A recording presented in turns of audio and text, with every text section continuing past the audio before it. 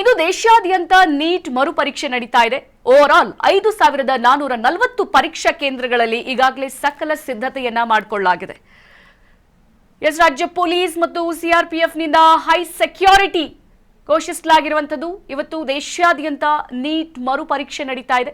Over all 5440 ಪರೀಕ್ಷಾ ಕೇಂದ್ರಗಳಲ್ಲಿ ಸಕಲ ಸಿದ್ಧತೆಯನ್ನ ಮಾಡಿಕೊಳ್ಳಲಾಗಿರುವಂತದ್ದು.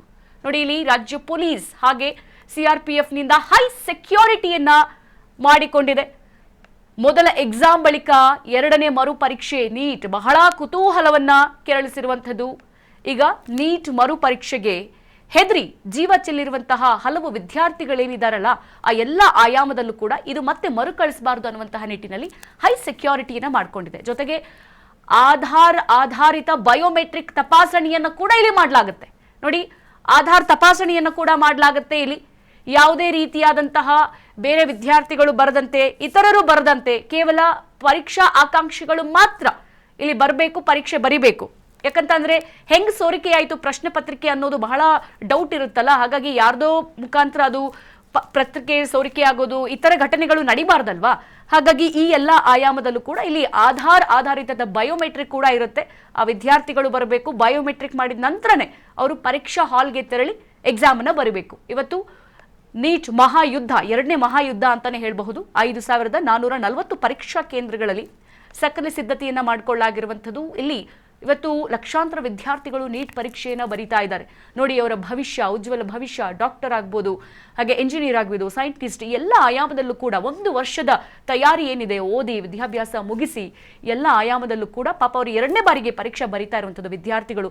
ಈ ನೀಟ್ ಅನ್ನುವಂತಹ ಏನು ಹಗರಣ ಇದೆ, ಇದು ಮುಗಿಯದೇ ಇರುವಂತಹ ಕಥೆ ಆಗ್ಬಿಟ್ಟಿದೆ. ಯಾವಾಗಲೂ ಪ್ರಶ್ನೆ ಪತ್ರಿಕೆ ಸೋರಿಕೆ ಆಗೋದು, ಆ ಮಕ್ಕಳ ಮೇಲೆ ಇದೊಂಥರ ಗಂಭೀರ ಪರಿಣಾಮ ಬೀರೋದಾಗಿರ್ಬೋದು, ಜೊತೆಗೆ ಮಕ್ಕಳು ಸುಸೈಡ್ ಮಾಡ್ಕೊಳ್ಳೋದು.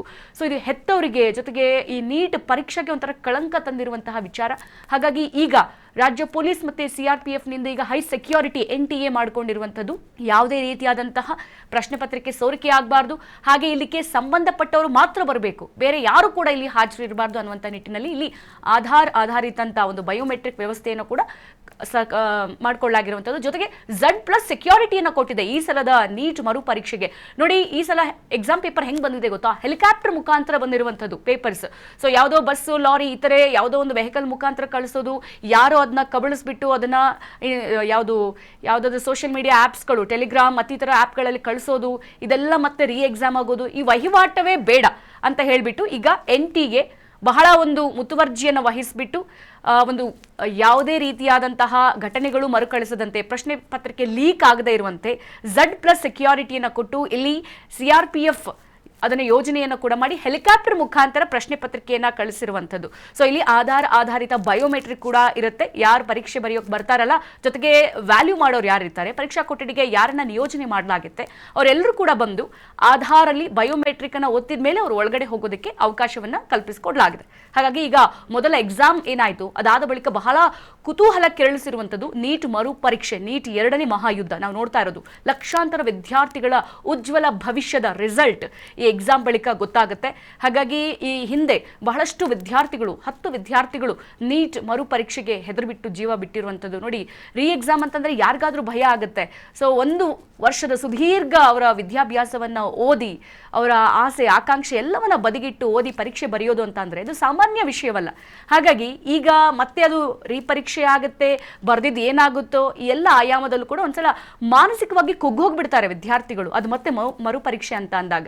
ಹಾಗಾಗಿ ಈ ಆಯಾಮದಲ್ಲಿ ವಿದ್ಯಾರ್ಥಿಗಳು ಪ್ರಾಣ ಕಳೆದುಕೊಂಡಿರುವಂಥ ನಿಟ್ಟಿನಲ್ಲಿ ಈ ಸಲ NTA ಬಹಳ ಮುತುವರ್ಜಿಯನ್ನು ವಹಿಸಿ ಈ ಥರದ ಘಟನೆಗಳು ಮತ್ತೆ ಮರುಕಳಿಸಬಾರ್ದು ಅನ್ನುವಂಥ ನಿಟ್ಟಿನಲ್ಲಿ ಈಗ ಈ ನಿಟ್ಟಿನ ಎಲ್ಲಾ ಸಿದ್ಧತೆಗಳನ್ನು ಕೂಡ ಮಾಡಿಕೊಂಡಿದೆ. ಈ ಕುರಿತಂತೆ ಮತ್ತಷ್ಟು ಬ್ರೇಕಿಂಗ್ ಅಪ್ಡೇಟ್ಸ್ ನಮಗೆ ಲಭ್ಯವಾಗ್ತಾ ಇದೆ ನೀಟ್ ಎರಡನೇ ಮಹಾಯುದ್ಧದ ಕುರಿತಂತೆ.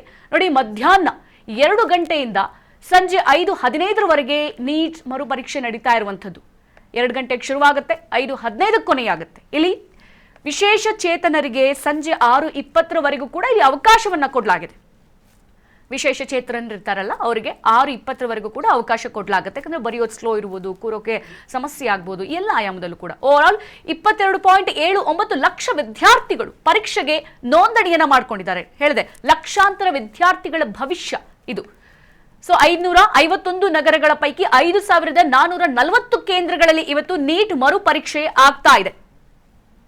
ನೋಡಿ, ನೀಟ್ ಮರುಪರೀಕ್ಷೆಗೆ ಹೈ ಸೆಕ್ಯೂರಿಟಿಯನ್ನ ಕೊಟ್ಟಿರುವಂತದ್ದು NTA. ದೇಶಾದ್ಯಂತ ನೀಟ್ 2ನೇ ಮಹಾಯುದ್ಧ ನಡೀತಾ ಇದೆ. ಇದಕ್ಕಾಗಿ ರಾಜ್ಯ ಪೊಲೀಸ್ ಹಾಗೆ CRPF ಭದ್ರತಾ ಪಡೆಯನ್ನ ನಿಯೋಜನೆ ಕೂಡ ಮಾಡಲಾಗಿದೆ. ಎಲ್ಲಾ ಪರೀಕ್ಷಾ ಕೇಂದ್ರಗಳಲ್ಲೂ ಕೂಡ 1,38,560 CCTV ಕ್ಯಾಮೆರಾ ಇರುತ್ತೆ. ನೋಡಿ, CCTV ಕ್ಯಾಮೆರಾದ ಕಣ್ಗಾವಲಿನಲ್ಲಿ ನೀಟ್ ಮರುಪರೀಕ್ಷೆ ನಡೀತಾ ಇರುವಂತದ್ದು. ನೀಟ್ ಈಗ ಮರುಪರೀಕ್ಷೆಗಾಗಿ 51,311 ಜಾಮರ್ಗಳನ್ನು ಕೂಡ ಅಳವಡಿಕೆ ಮಾಡಲಾಗಿದೆ. ಅಲ್ಲಿ ಯಾವುದೇ ನೆಟ್ವರ್ಕ್ ಇರಲ್ಲ, ಕಾಲ್ ಹೋಗಲ್ಲ, ಮೆಸೇಜ್ ಬರಲ್ಲ, ಜಾಮರ್ಗಳನ್ನ ಅಳವಡಿಕೆ ಮಾಡಲಾಗಿದೆ.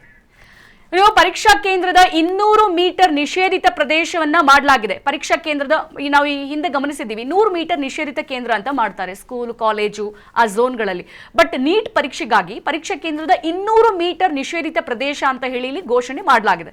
ಜೊತೆಗೆ 51,311 ಜಾಮರ್ಗಳನ್ನು ಕೂಡ ಅಳವಡಿಸಿ ಫುಲ್ ಸೆಕ್ಯೂರಿಟಿ, ನೋಡಿ ಯುದ್ಧದ ರೀತಿ ರೆಡಿ ಮಾಡಲಾಗಿದೆ. ನೀಟ್ ಮರುಪರೀಕ್ಷೆ ಯಾವೆಲ್ಲ ಪ್ರದೇಶದಲ್ಲಿ ನೀಟ್ ಮರುಪರೀಕ್ಷೆ ಆಗುತ್ತಲ್ಲ ಅಲ್ಲೆಲ್ಲ ಕೂಡ ಹೈ ಸೆಕ್ಯೂರಿಟಿಯನ್ನು ಕೊಟ್ಟಿರುವಂಥದ್ದು. ಯಾಕಂತಂದ್ರೆ ನಾವು ಗಮನಿಸ್ತಾ ಇದ್ದೀವಿ, ಮಕ್ಕಳು ಹೆಂಗೆ ಸುಸೈಡ್ ಮಾಡ್ಕೊತಿದ್ದಾರೆ ಈ ಪರೀಕ್ಷೆಗೆ ಹೆದರಿಬಿಟ್ಟು ಅಂತ ಹೇಳ್ಬಿಟ್ಟು.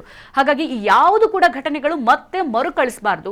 ಈ ಲೀಕರ್ಸ್ ಯಾರೆಲ್ಲ ಇರ್ತಾರಲ್ಲ ಇವರಿಗೆಲ್ಲ ಕೂಡ ಒಂದು ಭಯ ಹುಟ್ಟಿಸ್ಬೇಕು. ಅದರ ಜೊತೆಗೆ ಈ ಲೀಕ್ ಆಗುವಂಥದ್ದನ್ನ ತಪ್ಪಿಸಬೇಕು ಅನ್ನುವಂಥ ನಿಟ್ಟಿನಲ್ಲಿ NTA ಈ ರೀತಿಯಾದಂತಹ ಸಕಲ ಸಿದ್ಧತೆಯನ್ನ ಮಾಡ್ಕೊಂಡಿದೆ. ಜೊತೆಗೆ ಲೈವ್ ಕ್ಯಾಮ್ರಾ ಫೀಡ್ಗಳ ಆಧಾರಿತ AI ಮೇಲ್ವಿಚಾರಣೆ ಕೂಡ ಇರುತ್ತೆ. ನೋಡಿ, ಅಲ್ಲಿ ಲೈವ್ ಕ್ಯಾಮ್ರಾ ಹೋಗ್ತಾ ಇರುತ್ತೆ, AI ಆಧಾರಿತ ಮೇಲ್ವಿಚಾರಣೆಯನ್ನು ಕೂಡ ಅಲ್ಲಿ ಮಾಡಲಾಗಿರುವಂಥದ್ದು. ಅದರ ಜೊತೆಗೆ ಆಧಾರಿತ ಬಯೋಮೆಟ್ರಿಕ್ ತಪಾಸಣೆ ಇರುತ್ತೆ. ಯಾರೇ ಒಳಗೆ ಬರಲಿ, ಸೆಕ್ಯೂರಿಟಿಯಿಂದ ಹಿಡಿದು ಪರೀಕ್ಷಾ ಹಾಲ್ನ ನಿಯೋಜಕರಿಂದ ಹಿಡಿದು ಮಕ್ಕಳಿಂದ ಹಿಡಿದು ಎಲ್ರಿಗೂ ಕೂಡ ಅಲ್ಲಿ ಬಯೋಮೆಟ್ರಿಕ್ ಇರುತ್ತೆ. ಸೊ ಯಾರೆಲ್ಲ ಪರೀಕ್ಷೆಗೆ ಬರೀತಾ ಇರುವಂಥ ವಿದ್ಯಾರ್ಥಿಗಳಿಂದ ಹಿಡಿದು ಪರೀಕ್ಷಾ ಹಾಲ್ನ ಇನ್ವಾಲ್ವೇಟರ್ ಇಂದ ಹಿಡಿದು ಎಲ್ರಿಗೂ ಕೂಡ ಬಯೋಮೆಟ್ರಿಕ್ ಅನ್ನ ಕೊಟ್ಟಿರ್ತಾರೆ. ಸೊ ಹಾಗಾಗಿ ಅವರ ತಂಬಲ್ಲಿ ವ್ಯಾಲ್ಯೂ ಆದರೆ ಮಾತ್ರ ಅವರನ್ನ ಒಳಗೆ ಬಿಡಲಾಗುತ್ತೆ. ಜೊತೆಗೆ ಹೈ ಸೆನ್ಸಿಟಿವ್ ಮೆಟಲ್ ಡಿಟೆಕ್ಟರ್ಗಳ ಅಳವಡಿಕೆ ಕೂಡ ಮಾಡಲಾಗಿದೆ. ಅಲ್ಲಿ ಯಾರು ಕೂಡ ಈ ಮೆಟಲ್ಗಳನ್ನ ಹಾಕೊಂಡು ಹೋಗುವಾಗಿಲ್ಲ. ಐ ಥಿಂಕ್ ಬಳೆ ಆಗಿರ್ಬೋದು, ಸರ, ಓಲೆ, ಆ ಥರದ ಯಾವುದೇ ಮೆಟಲ್ಗಳನ್ನ ಅಲ್ಲಿ ಹಾಕೊಂಡು ಹೋಗುವಾಗಿಲ್ಲ. ಸೊ ಇದನ್ನು ಕೂಡ ಇಲ್ಲಿ NTA ಬಹಳ ಒಂದು ಮುತುವರ್ಜಿಯನ್ನು ವಹಿಸಿ ವಿದ್ಯಾರ್ಥಿಗಳ ಭವಿಷ್ಯ ಜೊತೆಗೆ ಒಂಥರ ಪ್ರತಿಷ್ಠೆ. NTAಗೆ ನೀಟ್ ಅಂತ ಅಂದ್ರೆ ಎಷ್ಟು ಒಳ್ಳೆ ಗೌರವ ಇದೆ. ಸೊ ಈ ನೀಟ್ಗೆ ಯಾವುದೇ ರೀತಿಯಾದಂಥ ಮತ್ತೆ ಕಳಂಕ ಒಕ್ಕರಿಸಬಾರ್ದು ಅನ್ನುವಂತಹ ನಿಟ್ಟಿನಲ್ಲಿ ಎಲ್ಲ ಆಯಾಮದಲ್ಲಿ ಸಿದ್ಧತೆ ಮಾಡ್ಕೊಂಡಿರ್ಬೋದು. ನೋಡಿ, ದೇಶಾದ್ಯಂತ ಭಾರಿ ಸಂಚಲನ ಮೂಡಿಸಿರೋದು ನೀಟ್ UG ಮರುಪರೀಕ್ಷೆ. ಯಾಕಂತಂದ್ರೆ ವಿದ್ಯಾರ್ಥಿಗಳು ಸಾವನ್ನಪ್ಪಿದ್ರು, ಬಹಳ ಕಡೆ ಇಲ್ಲಿ ಧರಣಿಗಳು ನಡೀತು, ಹೋರಾಟ ನಡೀತು. ಜೊತೆಗೆ ಅಲ್ಲಿ ಧರ್ಮೇಂದ್ರ ಪ್ರಧಾನ್ ರಾಜೀನಾಮೆ ಕೊಡಬೇಕು ಅನ್ನುವಂತಹ ಮಾತುಗಳು ಕೂಡ ಕೇಳಿಬಂದವು. ಈ ನಿಟ್ಟಿನಲ್ಲಿ NTA ಬಹಳ ಯುದ್ಧದ ರೀತಿ Z+ ಸೆಕ್ಯೂರಿಟಿಯನ್ನು ಕೊಟ್ಬಿಟ್ಟು ಪರೀಕ್ಷೆಯನ್ನ ನಡೆಸ್ತಾ ಇದೆ. ಸೊ ಇವಾಗ ಗಮನಿಸ್ತಾ ಇದ್ದೀವಿ, ಈ ಕುರಿತಂತೆ ಬಹಳಷ್ಟು ಡೆವಲಪ್ಮೆಂಟ್ಸ್ಗಳು ಕೂಡ ಆಗ್ತಾ ಇದೆ. ಜೊತೆಗೆ ವಿದ್ಯಾರ್ಥಿಗಳು ಕೂಡ ಹೈ ಅಲರ್ಟ್ ಆಗಿದ್ದಾರೆ. ಈಗ ನಾವು ಗಮನಿಸ್ತಾ ಇದ್ದೀವಿ ಹೆಂಗಿದು ಪರೀಕ್ಷೆ ನಡೆಯುತ್ತೆ ಹಂಗಿದ್ರೆ ಅಂತ ಹೇಳ್ಬಿಟ್ಟು. ನೋಡಿ, ಮೇ 3ರಂದು ಪರೀಕ್ಷೆ ನಡೀತಾ ಇದೆ. ನೋಡಿ, ಅಲ್ಲಿ ಹೈ ಸೆನ್ಸಿಟಿವ್ ಮೆಟಲ್ ಡಿಟೆಕ್ಟರ್ಗಳ ಅಳವಡಿಕೆಯನ್ನ ಮಾಡಲಾಗಿದೆ. ಮೆಟಲ್ಸ್ ಅನ್ನ ಯಾರು ಧರಿಸೋ ಹಂಗಿಲ್ಲ. ಅದು ಓಲೆ ಆಗಿರ್ಬೋದು, ಬಳೆ ಆಗಿರ್ಬೋದು, ಸರ, ಯಾವುದನ್ನು ಕೂಡ ಹಾಕೋಂಗಿಲ್ಲ. ಸೊ ಇವತ್ತು ದೇಶಾದ್ಯಂತ ನೀಟ್ ಮರುಪರೀಕ್ಷೆ ನಡೀತಾ ಇದೆ. ವಿದ್ಯಾರ್ಥಿಗಳು ಮತ್ತೆ ಬಹಳ ಉತ್ಸುಕರಾಗಿ ಪರೀಕ್ಷೆಯನ್ನು ಬರೀತಾ ಇದ್ದಾರೆ. ರಾಜ್ಯ ಪೊಲೀಸ್ ಹಾಗೆ CRPF ಭದ್ರತಾ ಪಡೆಯನ್ನ ಅಲ್ಲಿ ನಿಯೋಜನೆ ಮಾಡಲಾಗಿದೆ. ಯಾವುದೇ ಅಹಿತಕರ ಘಟನೆ, ಅಪರಿಚಿತರು ಯಾರು ಬರದೇ ಇರೋಂಗೆ ಎಲ್ಲ ಪರೀಕ್ಷೆ ಮತ್ತು ಕೇಂದ್ರಗಳಲ್ಲಿ 1,38,560 CCTV ಕ್ಯಾಮೆರಾ ಇರುತ್ತೆ. ನೀವೆಲ್ಲರೂ ಕೂಡ CCTV ಕಣ್ಗಾವಲಿನಲ್ಲಿ ಇರ್ತೀರಾ. ಜೊತೆಗೆ ನೀಟ್ ಪರೀಕ್ಷೆಗಾಗಿ 51,311 ಜಾಮರ್ಗಳ ಅಳವಡಿಕೆ ಮಾಡಲಾಗಿದೆ. ಮತ್ತೆ ಪರೀಕ್ಷಾ ಕೇಂದ್ರದ ಸುತ್ತಮುತ್ತ 200 ಮೀಟರ್ ನಿಷೇಧಿತ ಪ್ರದೇಶ ಅಂತ ಹೇಳ್ಬಿಟ್ಟು ಘೋಷಿಸಲಾಗಿರುವಂಥದ್ದು. ಯಾವುದೇ ನಿಷೇಧಿತ ಚಟುವಟಿಕೆಗಳು ಅಲ್ಲಿ ನಡೆಯೋಂಗಿಲ್ಲ. ಹಾಗೆ 51,311 ಜಾಮರ್ಗಳ ಅಳವಡಿಕೆ ಮಾಡಲಾಗಿದೆ. ಫುಲ್ ಸೆಕ್ಯೂರಿಟಿ ಕೊಟ್ಟಿರುವಂಥದ್ದು. ಬಹಳ ಅಂದ್ರೆ ಹೇಳ್ತಾ ಹೋಗೋದ್ರೆ ಫೋನ್ ಬಳಕೆನೇ ನಿಷಿದ್ಧ, ಅಲ್ಲಿ ಫೋನ್ ವರ್ಕೇ ಆಗಲ್ಲ. ಜೊತೆಗೆ ಲೈವ್ ಕ್ಯಾಮ್ರಾ ಫೀಡರ್ಗಳ AI ಆಧಾರಿತ ಮೇಲ್ವಿಚಾರಣೆ ಕೂಡ ಅಲ್ಲಿ ನಡೀತಾ ಇರುತ್ತೆ. ಲೈವ್ ಆಗಿ ನಿಮ್ಮನ್ನ ಗಮನಿಸ್ತಾ ಇರ್ತಾರೆ CC ಕ್ಯಾಮ್ರಾದಲ್ಲಿ. ಮತ್ತೆ ಆಧಾರಿತ ಬಯೋಮೆಟ್ರಿಕ್ ತಪಾಸಣೆಯನ್ನ ಕೂಡ ಮಾಡಲಾಗುತ್ತೆ.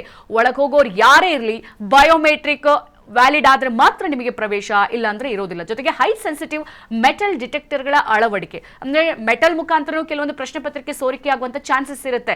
ಸಣ್ಣ CC ಕ್ಯಾಮ್ರಾವನ್ನ ಮೆಟಲ್ಗಳಲ್ಲೂ ಕೂಡ ಅಳವಡಿಕೆ ಮಾಡಿಕೊಂಡು ಸರ, ಕಿವಿ ಓಲೆ ಎಲ್ಲದರಲ್ಲೂ ಹಾಕೊಂಡು ಹೋಗ್ಬೋದು.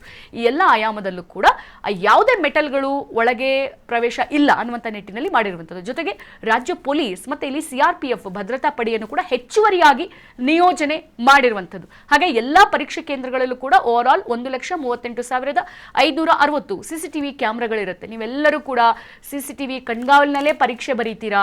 ವ್ಯಾಲ್ಯೂ ಮಾಡೋರು ಕೂಡ ಹಿಂದೆನೇ ಇರ್ತಾರೆ, ಯಾರು ಬರ್ತಾರೆ ಯಾರು ಹೋಗ್ತಾರೆ ಪ್ರತಿಯೊಂದು ಕೂಡ ಲೈವ್ ಆಗಿ ರೆಕಾರ್ಡ್ ಆಗುತ್ತೆ. ಅದನ್ನು ನೋಡೋದಕ್ಕೂ ಕೂಡ ಸಪ್ರೇಟ್ ಆಗಿ ಅಲ್ಲಿ ಆಯೋಜನೆ ಮಾಡಿ ಇಟ್ಟಿರ್ತಾರೆ. ಜೊತೆಗೆ 200 ಮೀಟರ್ ಆ ಪ್ರದೇಶದ ಸುತ್ತಮುತ್ತ 200 ಮೀಟರ್ ನಿಷೇಧಾಜ್ಞೆಯನ್ನು ಕೂಡ ಹೊರಡಿಸಲಾಗಿದೆ. ಯಾವುದೇ ನಿಷೇಧಿತ ಚಟುವಟಿಕೆಗಳು, ರ್ಯಾಲಿ, ಸೌಂಡು ಈ ಥರದ್ದು ಯಾವುದು ಕೂಡ ನಡೆಯೋಂಗಿಲ್ಲ.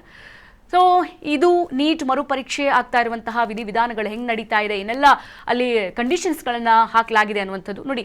ಮೇ 3ರಂದು ನಡೆದಿತ್ತು ನೀಟ್ ಪರೀಕ್ಷೆ, ಪ್ರಶ್ನೆ ಪತ್ರಿಕೆ ಸೋರಿಕೆಯನ್ನು ವಿವಾದ ಆಯಿತು. ಇದಾದ ಬಳಿಕ ಮತ್ತೆ ರದ್ದಾಗಿತ್ತು. ಸದ್ಯ ಈ ಪ್ರಕರಣ ದೇಶಾದ್ಯಂತ ಬಹಳ ತೀವ್ರ ಆಕ್ರೋಶಕ್ಕೆ, ಪ್ರತಿಭಟನೆ ಸಮೇತ ಕಾರಣವಾಯಿತು. ಕೇಂದ್ರ ಸರ್ಕಾರಕ್ಕೂ ಕೂಡ ಬಹಳ ತಲೆನೋವಾಗಿ ಸೃಷ್ಟಿಸಿದಂತಹ ಪ್ರಕರಣ ಇದು. ಹಾಗಾಗಿ ಈ ವಿಚಾರ ರಾಜಕೀಯ ಹಾಗೂ ಕಾನೂನು ಸಮರಕ್ಕೂ ಕೂಡ ಕಾರಣವಾಯಿತು. ಸೊ ಅಲ್ಲಿ ಎಜುಕೇಶನ್ ಮಿನಿಸ್ಟರ್ ರಿಸೈನ್ ಮಾಡಬೇಕು ಅಂತ ಹೇಳಿಬಿಟ್ಟು ಕೂಡ ಪ್ರತಿಭಟನೆ ABVP ಪ್ರೊಟೆಸ್ಟ್ ಅನ್ನು ಕೂಡ ಮಾಡಿತು. ಹೀಗಾಗಿ ಇದಾಗಿ ಸುಮಾರು ಈಗ 7 ವಾರಗಳ ಬಳಿಕ ಮತ್ತೆ ಮರುಪರೀಕ್ಷೆ ನಡೆಸಲಾಗ್ತಾ ಇದೆ. ಇದಕ್ಕೆ ಪೂರ್ವ ತಯಾರಿಯಾಗಿ ದೇಶಾದ್ಯಂತ ಅಣುಕು ಪರೀಕ್ಷೆಯನ್ನು ಕೂಡ ಮಾಡಲಾಯಿತು. ಈ ಮಧ್ಯೆ ಕೇಂದ್ರ ಶಿಕ್ಷಣ ಸಚಿವ ಧರ್ಮೇಂದ್ರ ಪ್ರಧಾನ್ ಪರೀಕ್ಷೆ ವ್ಯವಸ್ಥೆಗಳನ್ನು ಕೂಡ ಮೇಲ್ವಿಚಾರಣೆ ಮಾಡೋಕೆ ಹಿರಿಯ ಅಧಿಕಾರಿಗಳ ಜೊತೆ ಉನ್ನತ ಮಟ್ಟದ ಪರಿಶೀಲನಾ ಸಭೆಗಳನ್ನು ಕೂಡ ನಡೆಸಿದ್ರು. ಸೊ ಅವ್ರು ಹೆಂಗ್ ಅನ್ಕೊಂಡಿದ್ರು ಅದೇ ರೀತಿಯಲ್ಲಿ ಈಗ ಇವತ್ತು ಮರುಪರೀಕ್ಷೆ ನಡೀತಾ ಇದೆ.